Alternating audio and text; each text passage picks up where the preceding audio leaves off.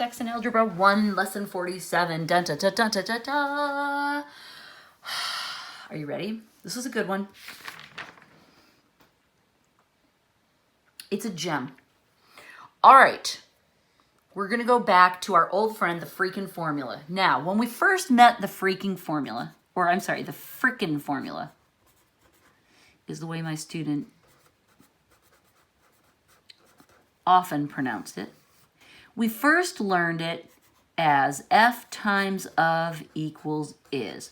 We were taking a fraction and multiplying it by a group of things to find a special group, right? 1/3 of the 88 M&Ms belong to your brother. We found that this was very helpful for dividing not a single thing, but a group of things up. That's what this is good for. It's called fractional part of a whole, but that sounds boring. It's good for dividing M&Ms among people. Then we learned you could also do it with decimals. And that makes sense because fractions and decimals are pretty much the same thing. So you can use a decimal. You can say, 0.62 of the 88 M&Ms belong to your brother. That would probably involve a knife and a ruler, though, and maybe a scale, so you could weigh out the M&Ms and be precise, because no little brother deserves more than his fair share, right? That's our job as older siblings. I have 2 younger brothers, so I know how this works. You have to keep them in check, ladies and gentlemen, or they will run amok. It is the responsibility of the older sibling to make sure that they know their place. So don't give them more than their 0.62 share of the M&Ms. Do whatever is necessary to be accurate about that. Okay, but then we also learned that you can do it with percents. The only wrinkle is you have to put the percent number over 100, which makes sense because we know, for example, that like 21% is equal to 21 over 100. We know how to go between fractions and percent. So really what we're doing is saying if you have a percent, you turn it into a fraction problem, but it's the same thing. It doesn't matter. We're going to talk about this form of the frickin' formula today. And what we're going to do is we're going to divide it into 2 different categories of problems. In the first problem is when the percent is less than 100. And in those examples, we've got a group of things, like say this is your 88 M&Ms, and we're dividing them by a percent that's less than 100. So we're dividing the group like this, right? Let's say your brother only gets 1/4 of them. So it's 25%. And there's his 25%, right? And you get all the rest. So that's the way the picture will look when the percent is less than 100. What about if the percent is greater than 100? That would involve you had your share of the M&Ms and your dad came home and gave the whole additional bag to you. Now, your share has grown, okay? You have more than you started with because the percent that changed was more than 100. Let me just put percent signs there so it's really clear. All right? This was your of group, your starting group, and this is your is group, okay? Now, just because this is how my brain works, I have named these problems. To me, this, and it's partly the way John draws them in the book. He doesn't draw a straight line. He draws a curvy line, and that drives me nuts. But I kind of like it because it reminds me of a hot fudge sundae, where this is the hot fudge sliding down. Now it looks like hair. I better color it in somewhere. It looks like hot fudge on a perfect scoop of ice cream. So when the percent is less than 100, I call these an ice cream sundae style problem. Isn't it weird how for a sundae it has an E at the end? I think that's weird. Now, that's for the ones that are less than 100. What about these problems that are greater than 100? Okay, there's 2 ways of thinking about these. I've had long conversations with students back in the old days, the before times when we met in person. And, you know, I wish I could consult with you on this too. Maybe we did talk about this. No, you guys are my Algebra 1ers, sorry. I was thinking of my Algebra 2ers. This, to me, looks like a peanut in the shell, right? You know how one's bigger than the other? And they look like that? So I often call these are what I call peanut problems. And I also like that because peanuts and ice cream sundaes kind of go together, especially if it's a hot fudge. I like a little bit of chopped peanut on my hot fudge sundae. I probably wouldn't want a peanut in the shell. But, you know, Mr. Planters, I don't know if you know him. That's kind of an old... He's still around, I'm pretty sure. He's still on the label of the Planters peanut products. But anyway, you can think of these as peanut problems, but it's been pointed out to me more than once that this also looks a lot like baby Jesus, asleep in his wraps, his cloth, right? You know how they wrap them in the little bunting? His little manger cloth. So this is also known as a baby Jesus style problem. And it also always comes up here right around as we're getting into the Christmas mode. So I think that's probably part of the reason we've named it that.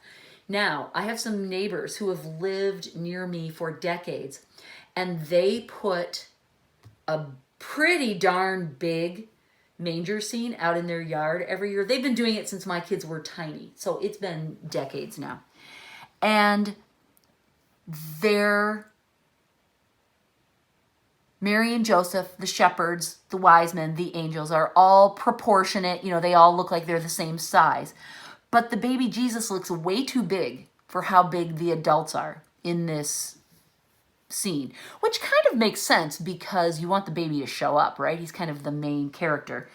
So if it was just this tiny little baby, it wouldn't be a very good manger scene. But he's disproportionate. So we've always called him... When we drive by his house, we always refer to this particular yard's baby Jesus as toddler baby Jesus because he doesn't look like a baby at all. He looks too big. So sometimes I refer to these problems where the percentage is greater than 100 and our group is growing. I sometimes say peanuts, but sometimes I say they're toddler baby Jesus problems. So now you know why I say the things I say. I hope you're with me. So what we're going to do is we're going to practice some of these percent problems, and we'll start to explore this whole idea of percents greater than 100 and less than 100. Okay. And sometimes it's obvious and sometimes it's not. That's the drama. Of course, that's the drama of math in general, isn't it? 20% of what number is 15? I'm going to write it down. 20% of what number is 15? Okay, notice how my abbreviations send me right in the direction of my equation. 20% is clearly my percent, so I can write 20 over 100 of what number? Okay, that means my of place is where the what number goes. Is on the other side of the equal sign, 15. Okay, cool, right? Fairly easy to go from words to notes to equation. Now all we have to do is solve it. Here's our variable. It's a 2-letter variable, but we don't care. That's fine. We're multiplying by a fraction. So I don't want to divide by a fraction because that creates a mess. Let's multiply by the reciprocal. Do it over here.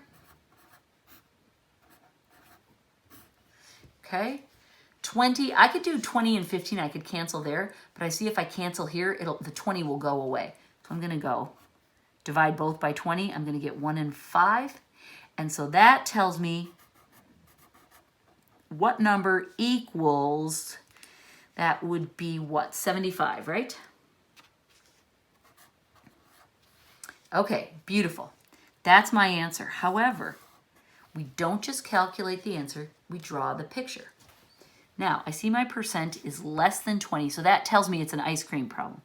So I start with the beginning, And then I'm going to show the change after it's been divided. This percent is always 100%.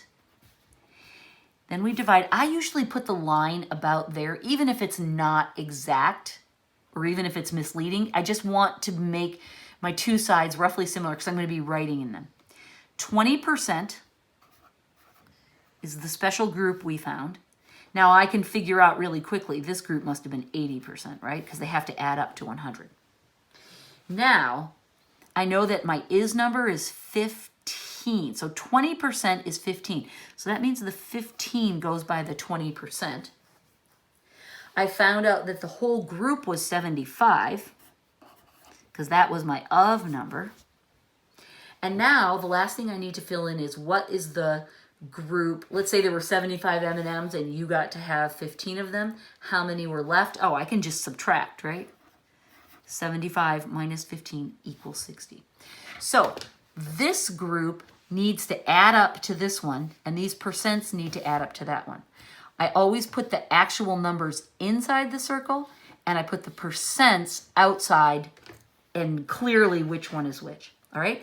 This is exactly the way I want you to format these problems. First do the math, then draw the picture, fill in all the parts. For an ice cream sundae style problem, there will always be 3 numbers and 3 percents. You do them all, okay?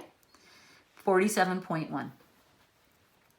Let's do, there's a couple more, and then we're going to switch. We're going to do a couple more percents less than 100, a couple more ice cream sundaes. Then we're going to switch and go into peanut / toddler baby Jesus mode. All right. Who says math is boring? It's not boring. It's so exciting. My gosh, it makes me hungry too. Example 47.2. What percent? The question leads itself to a beautiful set of variables. Of 140 is 98. That is literally what the question says in the book. What percent of 140 is 98? I can see the first part's going to be the mystery. The of number is 140. The is number is 98. P over 100 times of equals is. There's my formula again. All right, are you ready?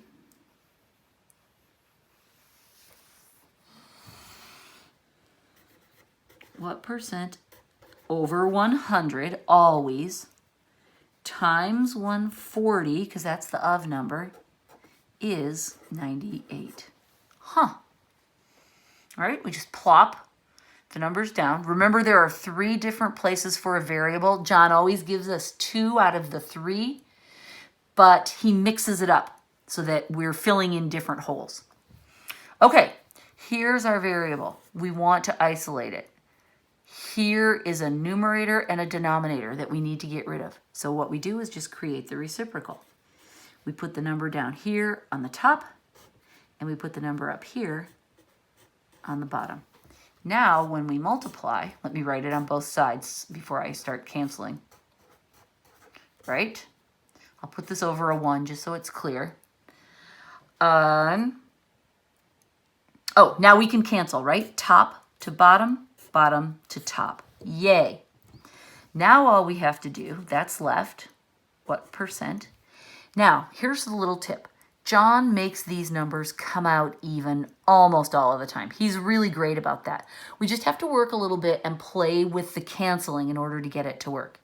What I'm going to do first is I'm going to divide top and bottom by 10 because that's easy, right?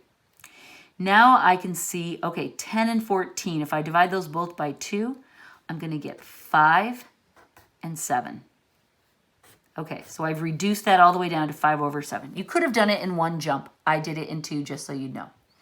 Now, 7 doesn't go into 5, so I hit a dead end there. Does 7 go into 98? Let's look and see. 7 goes into 9 once.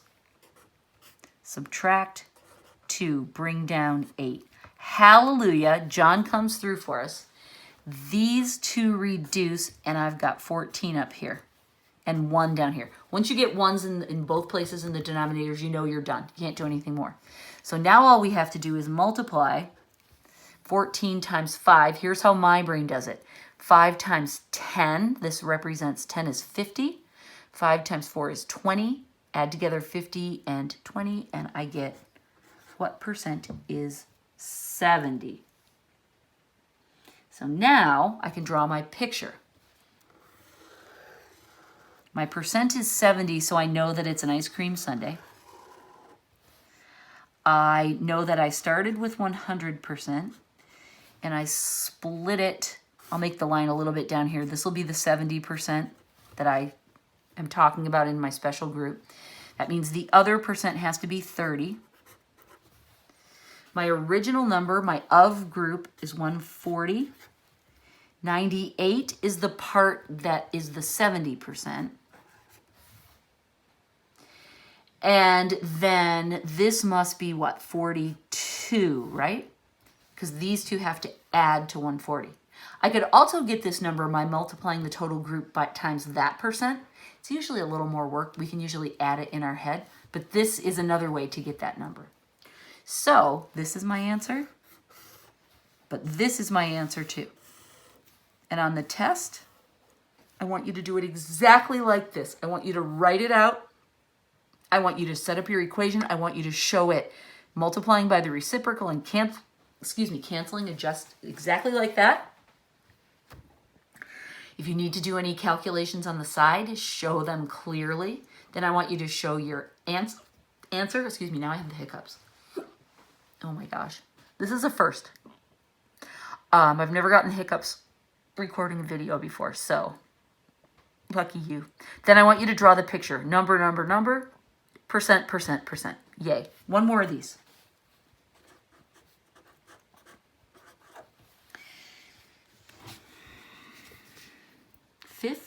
%15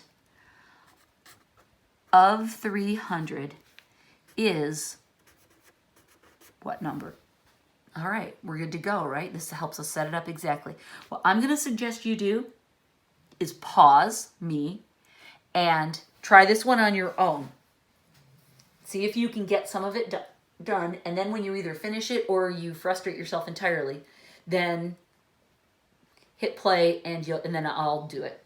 And you can watch and compare and make sure you did it right. Okay, pause me.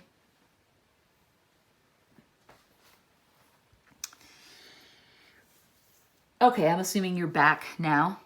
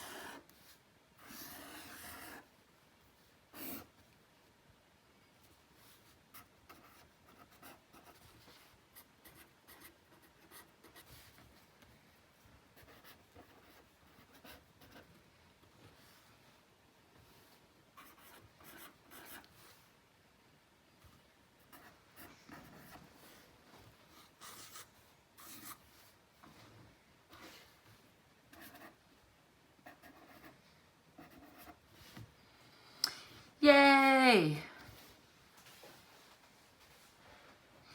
I didn't talk because I'm still hiccuping. Okay, this should be your final answer. Those are the ice cream sundae problems. Let's flip to part B and try some peanut problems.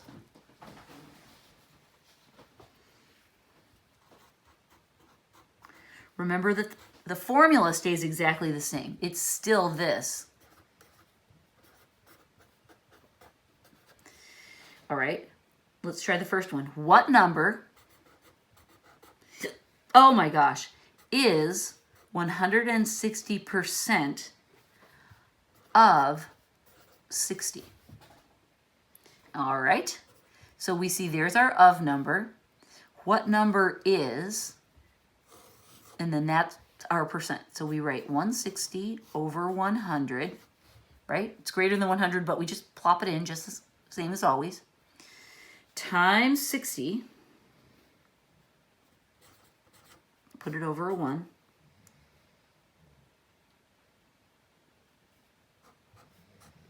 Equals what number? Okay. Now, the fun thing about these is that when the variable is over here on the right, we don't have to, we don't have to do any algebra. We just simplify right here and we're good to go. So let's do that. I'll simplify these two first. Let's see, I can take 10, divide top and bottom by 10. Now I can do 2, and I'll get 8 over 5.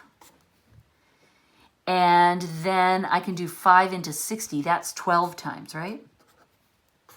Okay, so your brain might not see it like I do, but we cancel as much as we can to try to get these denominators down to 1, if at all possible.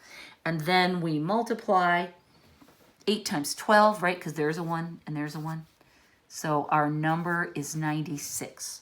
So we see that percentage and we know, aha, this is a peanuts/toddler baby. The original percentage is 100%. Now with these, we don't have two groups. It's just all one big percent, and we only have two numbers. The original group, the of number always goes in this side. The is number always goes on this side. Okay, and our is number, we figured out, is 96. So what that means is if you take 60 M&Ms to school and your friend says, I'll give you 160% of those M&Ms tomorrow if you'll let me eat those today, that means they owe you 96 M&Ms. I mean, is that a good deal? I guess it all depends how much you want some chocolate now. So this is the answer, but also this is the answer. You need to show it all. All right. 47.5. We're going to do 2 more of these.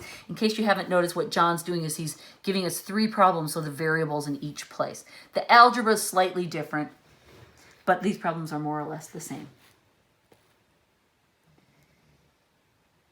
If 75 is increased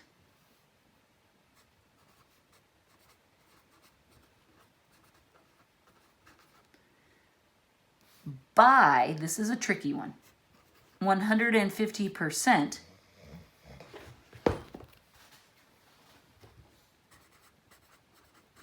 what is the result? Okay, if you're not sure what the problem is asking, draw the picture first. Sometimes that helps. We can see that it's a percent greater than 1. So we know here's 75, they represent 100%. Always the beginning represents 100%. This time we're increasing it by 150%. We have to be really careful about the words. What that means is that we're taking the original group and we're increasing it by 150%, which means in the end we're going to have 250%. That's confusing. The words can be very subtle here. And you know what? Sometimes I think they're too vague. All right? So if I give you a problem like this on the test, I'll make sure it's clear. This one is clear. 75% is increased by 150. That means we take all of the original group plus more so that our ending group is 250. The picture helps us set up the equation because now we know that we need to go 250 over 100 times the original group equals the new group. Okay? And again, we've got the variable over here.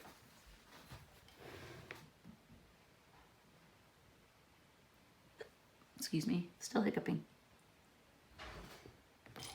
And so let's see. We can divide this by 10. 25 over 10. We can take 5s out of both of those, can't we? This would be 5 times 5. This is 2 times 5. Now this one doesn't reduce all the way, does it? Huh, that's interesting. So what number equals, and we multiply through, what's 5 times 75? 2. Grace is barking. She's upset. 35, 36, 37. So it's 375 over 2. This is one of the rare times when that doesn't come out even. John gives the answer hiccup, as 187.5. 187.5. So he's not showing it as a fraction. He's showing it as a decimal. So how would we compare those? Well, let's see. If we try remembering that this says divided by. If we take this fraction and divide it, we should get that.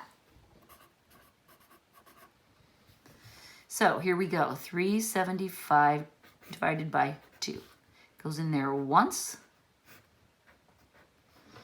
2, I subtracted and brought down really fast. 2 into 17 goes what, 8 times? 16, we subtract, we get a 1, and I bring down a 5. 7, so 15 minus 14 equals, there's a decimal there. That is a 1, and I bring down a 0. I'm doing division in a circle. 2 into 10 is 5. So when we divide, here's our answer, 375 divided by 2. When I actually divide it, I get John's decimal answer. So that tells me our answer is right. And the number that goes in here is 375 over 2, or 187.5. Both are correct answers. You would not need to show both on a test. Just one or the other is fine. And you know me, I always prefer a fraction. All right, this one was tricky because the words were a little different, and we had to interpret this whole thing of being increased by. This is how we can sort that out fairly easily. Okay, let's do one more, and then we'll be done with this lesson that has actually gone on for quite some time, hasn't it?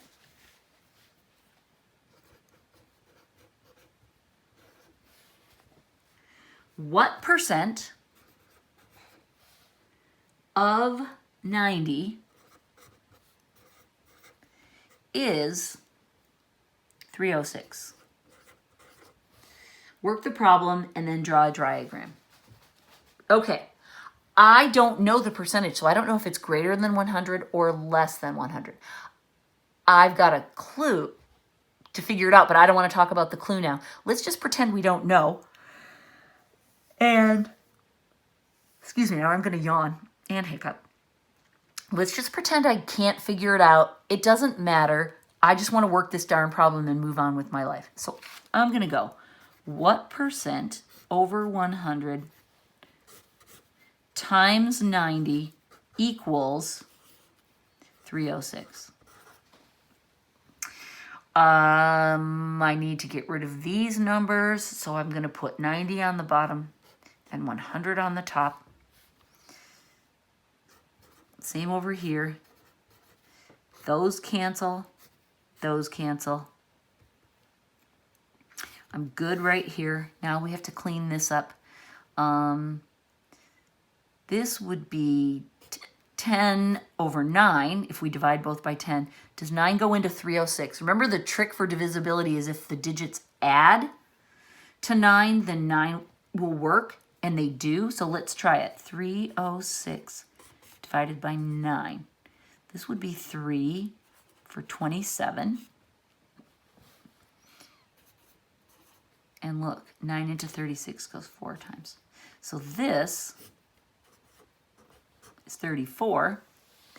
And that means what percent equals 34 times 10? 340%.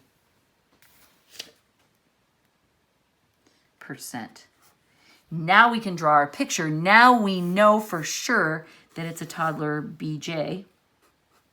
Baby Jesus. The original percent is always 100. The new percent is 340. The original amount was 90, and the ending amount was 306. There was the hint.